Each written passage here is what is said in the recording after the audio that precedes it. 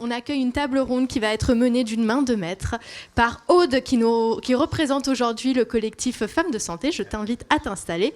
Aude Selleret, s'il te plaît.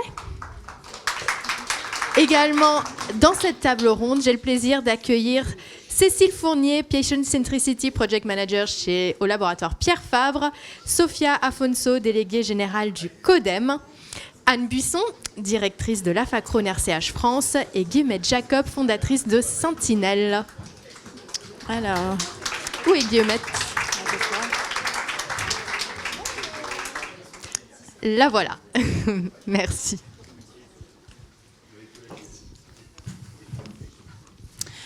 Alors, bonjour à ceux que je n'ai pas encore croisés depuis ce matin. On arrive donc à la dernière table ronde, comme disait Anka, qui va être consacrée à un sujet qu'on a déjà largement exploré, qui sont les relations entre patients et laboratoires de pharma. Donc les enjeux, je crois qu'on les a un petit peu vus. Les success stories, on les a vus aussi. Et donc, moi, je suis Aude Selleret et je représente Femmes de Santé. Et j'ai été appelée pour venir aujourd'hui, justement parce que le sujet m'intéressait particulièrement et me parlait beaucoup, puisque je viens d'un labo pharma et je suis patiente depuis 20 ans sur le sujet du cancer du sein. Donc c'était très très intéressant qu'on aille jusqu'au bout du sujet, surtout que le cahier des charges de Anne était très précis. Aude, il faut parler des vraies choses et faire vraiment bouger les choses, et qu'à la fin de la journée, on reparte avec une feuille de route sur des next steps concrètes pour aller plus loin que ce qu'on fait déjà aujourd'hui. Donc, on va commencer avec Cécile, qui va nous expliquer justement quel a été l'obstacle auquel elle a été confrontée lorsqu'elle a voulu collaborer avec des patients. Bonjour à tous, merci. Vous m'entendez ? Merci Aude. Donc, Cécile Fournier, donc, dans le cadre de mes activités de responsable relations patients, donc, mon objectif, c'est de pouvoir travailler avec et pour les patients. Mais malgré cet engagement, parfois, je me suis retrouvée confrontée donc, à des difficultés, puisque pour travailler avec des patients, l'aide des associations de patients est bienvenue, et parfois, il n'y en a pas. Il y a des périmètres thérapeutiques, tels que les pathologies chroniques bénignes. On a beaucoup parlé de cancer ce matin, avec des associations qui représentent donc, ces patients atteints de cancer, mais dans des pathologies bénignes chroniques, bien souvent, il n'y en a pas. Donc nous, laboratoire, nous devons trouver des solutions alternatives pour pouvoir collaborer et travailler avec ces patients et porter la voix du patient à travers nos activités et surtout leur mettre à disposition des services. Donc j'ai choisi à travers cette table ronde de pouvoir mettre en avant donc, une action que nous avons menée dans les troubles urinaires. Alors, quand on parle de troubles urinaires, donc, je ne parle pas de cancer de la prostate, dit des testicules, je parle des troubles du pas-appareil urinaire. Donc, pour les hommes, ça peut être la pathologie hypertrophie bénigne de la prostate. Il faut savoir qu'un homme sur deux, à partir de 50 ans, peut avoir des troubles urinaires liés à la prostate. Et à peu près la moitié seulement est diagnostiquée et suivie. Et cependant, en fait, ces troubles qui sont bénins, puisque ça ne peut pas évoluer vers un cancer. Au départ, il n'y a pas de lien entre l'HBP et le cancer de la prostate. Ces troubles bénins, ils ont un impact très fort sur la qualité de vie des patients. Un impact très fort puisque derrière, donc, c'est des nicturies, des levées la nuit fréquents, des urgenturies et des impacts en fait, sur leur vie quotidienne. Et ce sont des troubles auxquels les patients, les hommes, ne parlent pas. C'est tabou. Tout à l'heure, Stéphane Beaumont parlait de tabou pour le cancer de la prostate. C'est tabou également pour les troubles urinaires. Donc, à ce titre, nous, il nous a semblé important, étant donc dans cet univers thérapeutique, de pouvoir travailler avec eux et développer des services de façon à les aider à mieux accepter et à pouvoir parler en fait de leur pathologie qui touche à l'intimité et aussi à leur virilité. Donc, n'ayant pas d'association de patients, comment on s'y est pris ? On a fait appel à une société d'études de marché qui nous a permis, en fait, à travers des panels, de recruter 10 patients diagnostiqués par un médecin et traités pour une hypertrophie bénigne de la prostate, pardonnez-moi. Et donc, durant 15 jours, dans une plateforme digitale, donc, qui garantissait l'anonymat des patients, ça c'est important, puisqu'on a eu du mal à les faire accepter à participer. Ils étaient donc de façon anonyme, connectés à une plateforme digitale dans laquelle donc, on a pu recueillir certaines informations de leur part pour mieux connaître comment ils vivent avec la maladie et quels étaient leurs besoins. Je ne vous cache pas qu'on a un peu été fébrile dans les premiers jours puisqu'ils avaient quelques mal à se connecter et surtout, ils ne parlaient pas trop. Et puis au fil du temps, ils se sont libérés, la parole s'est libérée, ils ont échangé de façon plus ouverte, en toute bienveillance, et ils ont apprécié en fait cet exercice. Si bien qu'à l'issue des 15 jours, quand on a terminé du coup l'étude, on leur a demandé quels services, nous, laboratoire, nous pourrions mettre à votre disposition. Et donc spontanément, ils ont dit « Ah mais vous allez arrêter, on ne va plus pouvoir se parler ?»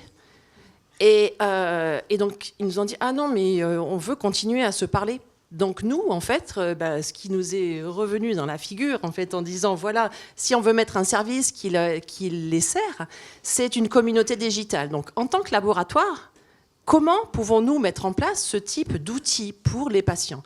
Donc ça a été un exercice et un travail de longue haleine avec des experts externes digitaux et aussi une collaboration de tous les experts de l'entreprise interne pour tracer et définir les contours de cette communauté avec on a parlé beaucoup ce matin d'éthique et compliance, de réglementaire. Donc ces experts-là ont été à nos côtés pour qu'on puisse mettre à disposition cette première communauté digitale pour les patients atteints de troubles urinaires liés à la prostate.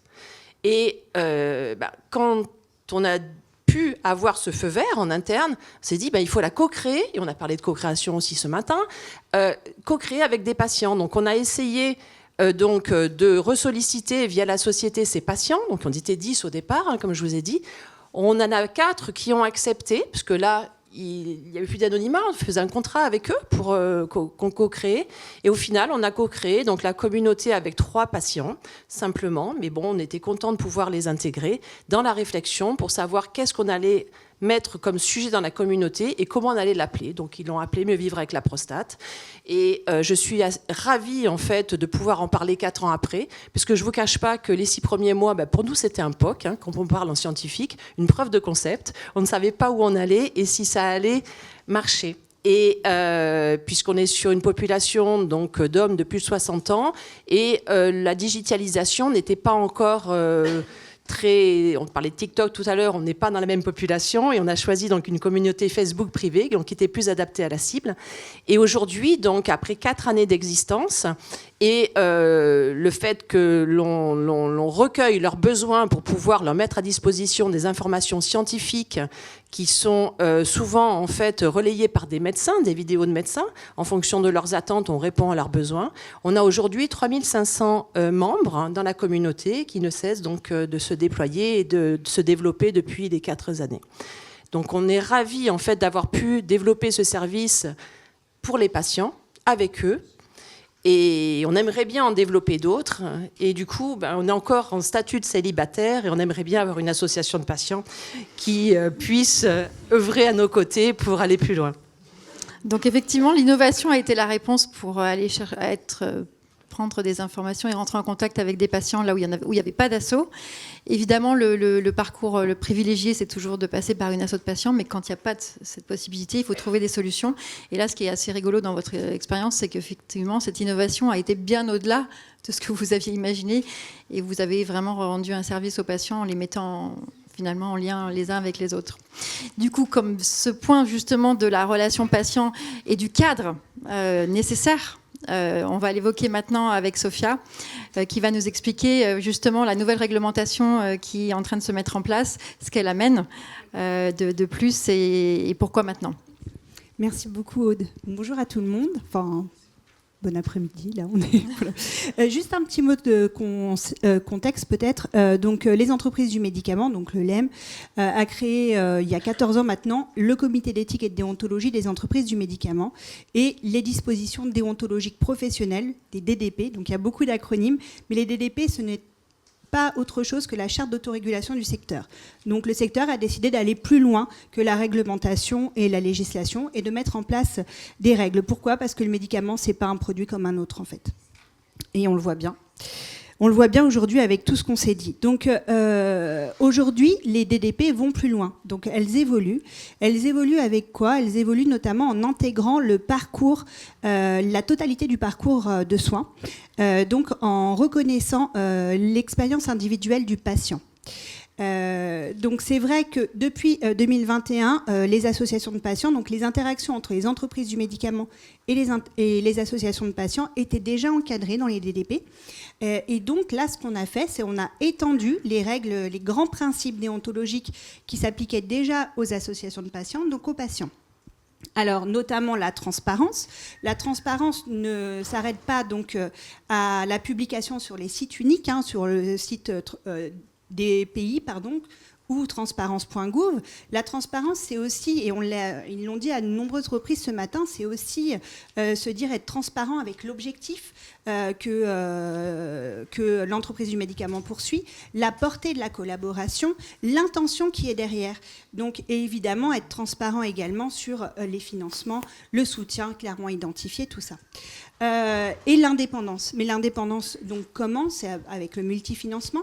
On en a aussi parlé ce matin, donc pour pas qu'il y ait de dépendance économique, mais également l'écoute, le respect mutuel, écouter la parole du patient, que la parole du patient soit, et de l'association de patients soit égale à celle de l'entreprise du médicament, et évidemment d'aller toujours plus loin dans la recherche d'intégrité.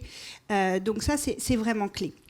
Donc, ce qu'apporte maintenant, en plus de ce que je viens de vous dire, la nouvelle réglementation, c'est donc elle a reconnu l'expérience individuelle du patient en autorisant notamment à rémunérer un patient, à prendre en charge également ses frais annexes, mais à condition, en tous les cas pour la rémunération, patient ou proche aidant, qu'il soit inscrit aux URSSAF, enfin qu'on respecte la loi française, parce que pour le coup, nous, le CODEM ne peut pas faire grand-chose. On ne peut pas dire de contourner la loi, ça on ne peut rien faire. Voilà. Évidemment, quand on parle de rémunération auprès du patient, on se dit aussi comment faire, parce que depuis 2021, le cadeau a des représentants d'associations de patients, donc cadeau, c'est-à-dire des places pour, je sais pas, pour un pour un match de foot ou des choses comme ça, c'est pas possible évidemment. Vous le savez bien pourquoi. Les associations comme les patients sont intégrés aujourd'hui, font partie de la démocratie sanitaire en santé et donc du coup participent à certaines décisions publiques. Donc c'est important quand même de respecter les choses et de faire en sorte qu'il n'y ait pas de risque de conflit d'intérêts. Donc évidemment, cadeau aux patients, c'est pas possible non plus. Voilà. Et puis la dernière nouveauté, c'est que il y a la possibilité donc d'entrer en interaction avec un patient, tant qu'avec une association de patients. Mais pour ce faire, il faut que ce soit une personne au sein de l'entreprise qui soit en mesure de prendre en compte la vulnérabilité du patient et également donc vulnérabilité du patient et également tout ce qui est RGPD, consentement éclairé du patient et j'en passe, mais également dépourvu de toute coloration promotionnelle ou commerciale, ça c'est important. Et pourquoi on en est venu à ça, à cette réglementation-là? C'est tout simplement parce que c'est important de prendre en compte la totalité du parcours de soins. C'est important parce que parfois, comme vous l'avez dit tout à l'heure, il y a des cas où il n'y a pas d'association de patients dans certaines pathologies. Il peut y avoir également besoin d'expertise transverse en population générale, comme la vaccination, la prévention, le dépistage, voilà. Et puis il est important de ne pas se faire rattraper par la législation, donc d'agir le plus responsable possible dès maintenant, sans attendre d'être réglementé pour agir correctement. Voilà. Et donc on comprend tout à fait que cette relation, donc pour cette collaboration, c'est avant tout la sécurité, notamment pour le patient qui est l'enjeu principal, et d'avoir un cadre clair et équitable pour tous, et surtout pour le patient qui pourrait être instrumentalisé, ou en tout cas... Pour résumer, c'est encadrer pour protéger et sécuriser. Exactement. Et alors, sans transition, on va passer le micro à Guillemette. Alors Guillemette a eu une expérience pas très heureuse dans une collaboration qu'elle a essayé de monter avec un laboratoire. On l'a monté. On a que fini par y arriver. Et que tu as fini par réussir. Oui. On te laisse nous raconter. Donc, je m'appelle Guillemette, je dirige une association qui s'appelle Sentinelle et qui travaille dans le champ de la recherche en cancérologie. Le cœur de notre activité, c'est d'accompagner les chercheurs dans le recrutement pour leurs études et dans l'expérience de recherche qui va être offerte aux personnes qui participent. On s'est lancé, nous, il y a une douzaine d'années. Et à l'époque, il m'avait été clairement expliqué, moi, je ne viens pas du tout du monde de la recherche, je ne viens pas du tout du monde biomédical. Et on m'avait expliqué que si je voulais travailler avec la recherche académique, il valait mieux que je ne travaille pas avec les labos. Donc, pendant 10 ans, je n'ai pas du tout travaillé avec les labos. Et puis, bon, le monde de la recherche académique évoluant dans sa posture, nous avons évolué aussi. Et donc, j'ai eu, l'étude a été lancée il y a 6 mois, une première expérience de travail avec un labo. Et je dois vous dire que c'est vraiment, voilà, ça a été, pardon, le mot qui me vient à l'esprit, je ne peux pas le sortir là, mais vraiment,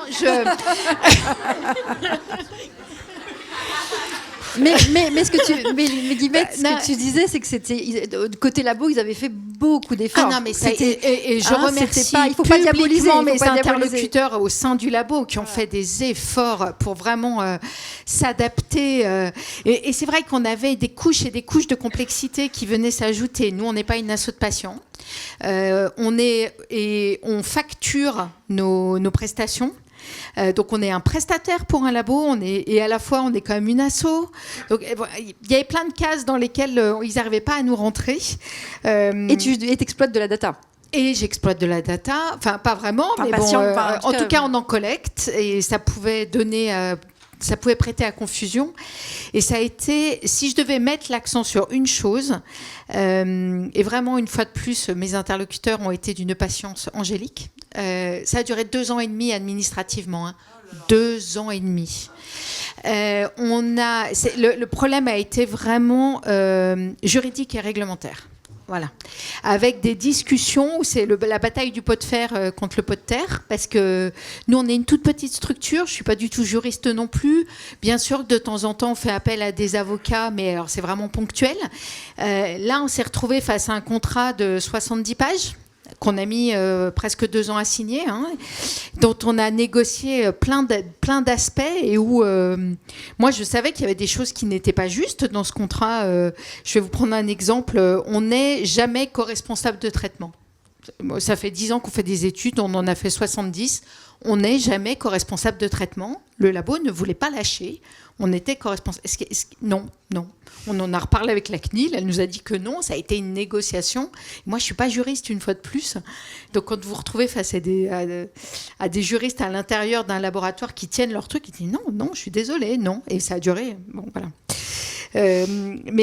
Donc, c'est... Pour nous, ça a été une expérience à la fois humainement très riche, parce que je pense qu'on a créé des liens dans l'adversité, et à la fois, ça nous a pris un temps infini. Moi, je pense que on sera certainement amené à retravailler avec des labos, et ça sera très bien, mais je pense que je n'y rentrerai pas avec la même naïveté. Voilà. En tout cas, avec un accompagnement juridique et réglementaire. Alors, j'aimerais bien avoir un accompagnement juridique et réglementaire que malheureusement, je ne peux pas me payer par ailleurs. Si je voulais avoir un vrai accompagnement juridique et réglementaire, je ne peux pas me le payer. Et puis, après, si vous êtes dans ce monde-là, ça va vous paraître très, très banal, mais pour moi, ça ne l'était pas. Nous, on a une page Facebook sur laquelle on publie les études et le labo a demandé à prendre la main sur notre page Facebook pour faire de la pharmacovigilance. Alors, ça, c'était hors de question. Donc, on leur a dit, non, on va pas faire ça. Donc, on était en direct avec un groupe WhatsApp où ils nous envoyaient ce qu'il fallait qu'on modère. Et vraiment, on a modéré. Ils m'ont encore demandé ce matin si on avait bien tout modéré. C'était il y a 6 mois. Oui, on a bien tout modéré. Donc, je vous annonce que pour des raisons de pharmacovigilance, il faut supprimer un commentaire où une femme explique que le Doliprane l'aide à gérer ses problèmes liés à l'hormonothérapie. Je me dis, ah oui, quand même. Voilà, ça a été une expérience. Voilà, pour vous, c'est peut-être une très grande banalité. Pour moi, ça a été un choc culturel. Et donc, si on veut conclure ton expérience, Guillemette, est-ce qu'on peut dire qu'il y avait une volonté très forte des deux côtés Des deux côtés. Et mais vraiment, un encore une imbroglio fois, juridico-réglementaire qui finalement bloqué et surbloqué à chaque fois que vous essayez d'avancer. Et du coup, un temps passé, moi, c'est vraiment de très très loin. Et je vous ai dit, on a mené 70 études j'y ai passé 10 fois le temps que je passe en moyenne sur une étude. Et vraiment pour des questions administratives. Alors, on va continuer avec une expérience beaucoup plus positive et une vision globale. Anne, ça fait 20 ans, je crois, que tu t'occupes de... Oui, un petit peu plus même. Ouais, de l'association AFA Crohn RCH France, voilà. Donc, tu as une vision globale de ce qu'on peut faire en termes de collaboration et comment ça doit se faire pour que ça se passe bien. Et donc, on est très, très friands de savoir que tu nous partages cette expérience. Non, alors, moi, je me reconnais quand même beaucoup dans les propos de Guillemette. Alors, évidemment, pas sur des situations hyper caricaturales comme ça, parce que c'est vraiment compliqué. Mais en fait, de garder son positionnement d'acteur légitime en tant qu'association avec un partenariat en collaboration avec un pharma, mais avec d'autres d'ailleurs, hein, pas seulement les industriels du médicament, ça prend du temps, et il faut de l'investissement. Parce que on doit garder en fait notre ADN. Moi, je rappelle quand même, c'est un petit élément de contexte, mais les associations de patients sont quand même des organisations qui se substituent aux carences du système de santé, qui font des actions qui en fait sont singulières, que personne en fait ne poursuit et qui sont au bénéfice du patient, qui sont en plus des actions non lucratives.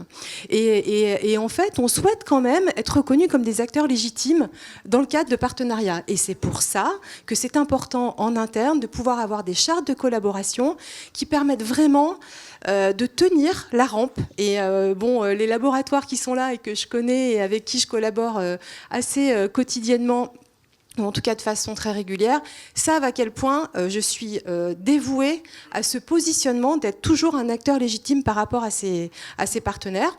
Et j'ai ce même rapport avec les acteurs publics ou les professionnels de santé, parce que on a l'impression quelquefois qu'on est un peu oublié comme des personnes ou en tout cas des organisations dont on va se servir de façon un peu instrumentalisante et sans être pris au sérieux dans le positionnement. Donc la collaboration, elle doit être, je trouve, elle doit se réaliser dans le cadre d'une charte que nous on a construite. Alors nous, on est un peu comme le Codem, en fait. On décide aussi que nous aussi, on a des valeurs sur lesquelles on veut fonctionner et qui sont en fait imparables. Alors, les valeurs de transparence, vous en avez parlé, et pour moi, elles sont très importantes parce que, en fait, la transparence, c'est une façon d'assumer le partenariat. Et moi, j'ai envie d'assumer le partenariat et de dire avec qui je suis partenaire. Ça me semble vraiment très important, aux yeux notamment des patients qu'on représente, parce que vous savez qu'aujourd'hui, même quand les patients sont traités par des médicaments, ils ne sont pas forcément super pour l'industrie pharmaceutique. Vous savez aujourd'hui qu'il y a vraiment en fait des patients qui sont toujours assez suspicieux justement de cette relation. Donc moi, je trouve que la transparence, c'est le meilleur, rempart, voilà, tout à fait, pour assumer ce partenariat au regard aussi des médias, du grand public. Il y a aussi cette question aussi de l'indépendance, et notamment sous deux aspects, mais vous en avez déjà parlé ce matin visiblement, c'est l'aspect multipartenarial, parce que ça me paraît important de ne pas toujours être avec le même partenaire, et évidemment cette indépendance financière. Donc nous, on est plutôt à hauteur de 25% du budget global de l'association, ce qui est quand même relativement peu, surtout quand en plus c'est effectivement détenu par plusieurs partenaires, ce qui fait que finalement, il nous est arrivé à plusieurs reprises de refuser des financements de laboratoires parce qu'on ne se trouvait pas bien dans la collaboration et que ce n'était pas un problème pour nous d'aller chercher de l'argent ailleurs. Donc je pense que cette indépendance, elle est très très importante. Bon, vous avez parlé de la co-construction ce matin. Je pense que la co-construction, c'est bien, mais c'est un mot un peu, on va dire, un peu galvaudé. Pour moi, la co-construction, c'est quelque chose qui est un processus. On doit partir d'idées communes, d'envies communes, mais on sait quand même que dans cette co-construction, on n'a pas forcément les mêmes intérêts, mais on peut essayer de viser les mêmes objectifs. Et donc, cette co-construction et dans la collaboration, elle demande beaucoup d'authenticité, de dialogue, de parole, avec des fois des moments de négociation un peu compliqués et difficiles. Et moi, je pense qu'il ne faut vraiment pas avoir peur de dire comment on se positionne, parce que, et puis d'être un petit peu, même des fois un peu radical, mais ça permet vraiment d'obtenir cette espèce de respect mutuel, cette authenticité. Et il y a aussi autre chose, moi, auquel je tiens beaucoup, c'est l'importance de l'interlocuteur dans les laboratoires. Parce que, en fait, moi, je suis toujours gênée. Alors, je discute avec beaucoup de gens à l'intérieur des laboratoires, mais quand on mène un projet, il est important pour moi de ne pas mener un projet avec l'équipe marketing, ni même avec l'équipe du Market Access, en fait. Ah non, c'est pas interdit du tout. Il n'y a rien qui l'interdit. Aujourd'hui, la loi n'interdit pas de mener des projets avec des gens du Market Access, par exemple. Vous avez, par exemple, des laboratoires, ça dépend comment ils sont structurés, des laboratoires qui, au sein du Market Access, ont dans leur organigramme la relation patient. Donc, donc ça dépend un petit peu aussi comment l'organigramme est construit. Donc je pense qu'il faut faire aussi attention à ça, parce qu'on n'est pas complètement naïf, mais je pense aussi que c'est important de travailler avec l'aspect institutionnel.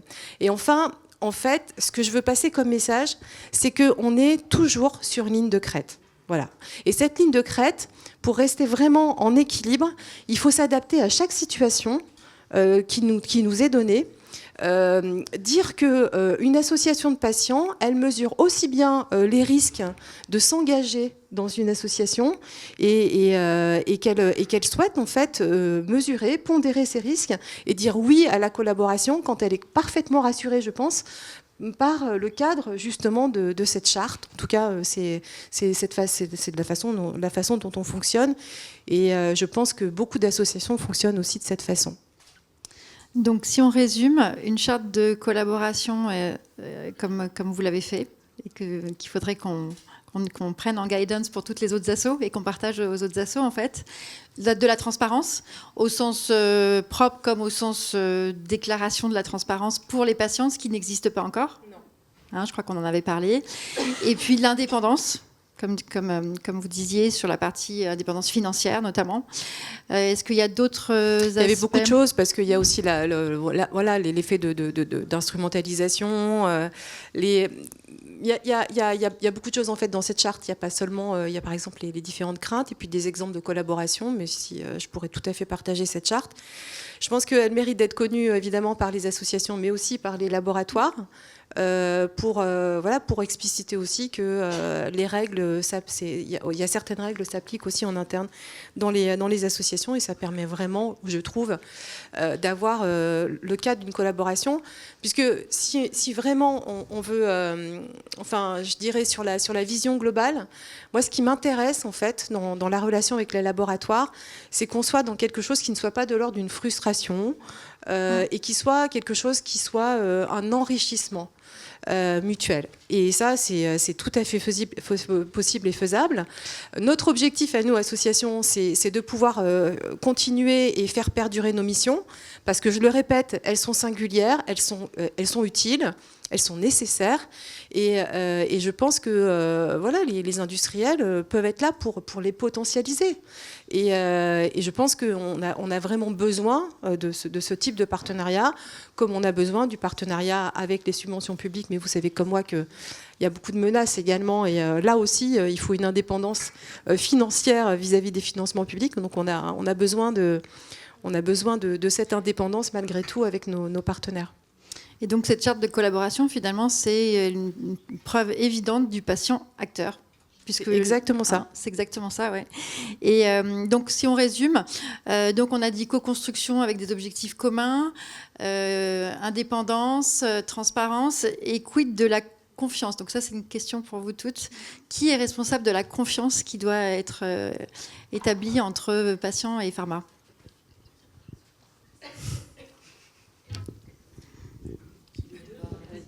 Tout le monde. Moi, je pense que il y a la réglementation. Pour moi, c'est un gage de confiance que d'appliquer une réglementation. Ça me paraît essentiel. Et puis, bien sûr, on doit tous, les deux, en fait, hein, les deux doivent instaurer cette confiance. C'est d'ailleurs pour ça qu'il faut faire savoir les différentes chartes et les différentes règles, en fait, et de comment se positionnent, en fait, les deux acteurs. Et je pense qu'il faut travailler ces règles de collaboration dans les associations. Toutes les associations n'ont pas réfléchi à ça, et je pousse, en fait, les associations, ou je les invite plutôt que de les pousser d'ailleurs, à travailler en interne leurs règles de collaboration avec les industriels. Moi, je suis d'accord. En effet, il y a une co-responsabilité pour le coup des deux acteurs. Et vraiment, alors on a parlé des valeurs qui sont dans nos chartes, dans la charte d'autorégulation du secteur et tout, mais je pense qu'il faut les incarner. En fait, quand on est en cohérence entre ce qu'on fait et ce qu'on dit, on inspire la confiance. Sinon, c'est la défiance. Donc, je pense que c'est vraiment ça. Il faut incarner. Et alors, du coup, pour répondre au point de Guillemette, quand on a cadré une collaboration, mais que finalement, il y a quand même une discussion sur des points juridico-réglementaires, qu'est-ce qu'on peut faire pour venir au secours des associations qui sont très démunies dans ces cas-là? Alors, Aude, quand on en a parlé, tu avais une super idée. Je te dénonce. Mais je veux avoir votre avis. Aude proposait qu'en plus du LEM et du CODEM, nous ayons une ressource que les labos nous mettraient à disposition, qui soit une ressource mutualisée pour nous aider d'un point de vue légal et réglementaire, pour nous accompagner. Un tiers. Voilà. Mais cette proposition, je l'ai partagée entre-temps à Anne et Sophia, qui avaient un autre avis, donc elles vont nous le donner. C'est intéressant. Moi, je proposais que le tiers, le tiers peut pas venir d'un labo, en fait. Je pense qu'il faut une neutralité, et je suis même pas sûre, en fait, que le réglementaire des labos serait ok avec ça. Il y a trop de liens d'intérêt, et donc je pense qu'il faudrait vraiment un tiers neutre, éventuellement. Ou en tout cas une possibilité d'avoir des financements pour pouvoir, en tout cas ponctuellement, se payer un service juridique sur des situations qui le nécessitent, parce qu'elles ne le nécessitent pas tout le temps. Et qui pourrait être ce tiers neutre, justement, Anne? Alors tout le monde va me dire France Asso Santé, mais c'est pas. Je pense que c'est pas le rôle de France Asso Santé de pouvoir, pour moi, munir les associations d'un service juridique, mais un tiers de confiance ça fait débattre. Pourrait être intéressant. Moi, là où je suis d'accord avec Anne, c'est que c'est vrai que si on dit dans la même phrase tiers neutre financé par l'industrie pharmaceutique, c'est antinomique, je pense.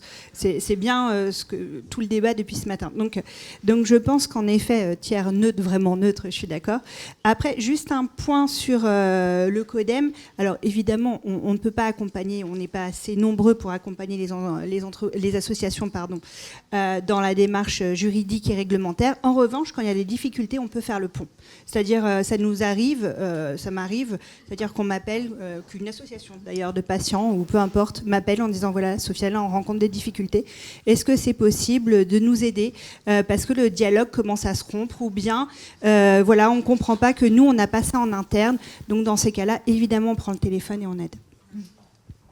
Mais c'est pas juridique et réglementaire. Je comprends très bien. Alors donc on a dans notre besace 3 outils avec lesquels on peut repartir. Donc c'est la charte de collaboration de Anne qui est a priori un très très bon exemple à partager au reste des assos. C'est évidemment le cadre réglementaire proposé par le CODEM. Et puis cette idée, en tout cas, qui vient de germer, de venir en support du juridique et du réglementaire pour les assos, en faisant appel au CODEM, en attendant qu'on ait un jour une vraie instance pour ça. En tout cas, le CODEM est là pour ça. Donc j'espère qu'on a répondu quand même au cahier des charges de Anne, qui était de repartir avec des vraies solutions. En tout cas, merci à tous d'avoir suivi cette table ronde. Merci beaucoup.